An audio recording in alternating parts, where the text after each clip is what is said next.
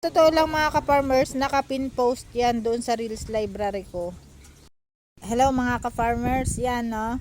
Meron ng concerned citizen na nakakita na mayroong content creator na kinuha yung aking nagte-trending o nagba-viral na video about dun sa baboy.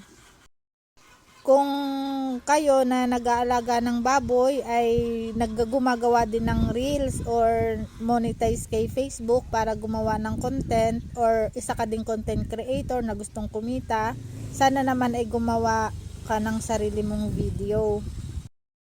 Okay lang sana kung nag-remix ka na lang kasi open naman yung remixing ko. Baka mas malaki pa yung kinita mo sa akin nang wala kang kahirap-hirap.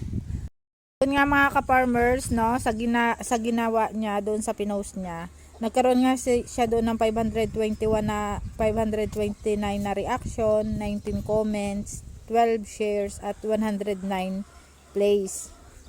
Yung original video niyan mga ka-farmers, yung sa akin na, nagkaroon nga yan ng 5,900 na reaction, 393 comments, may nagbigay ng 2 star at nagkaroon ng 1.9 million views.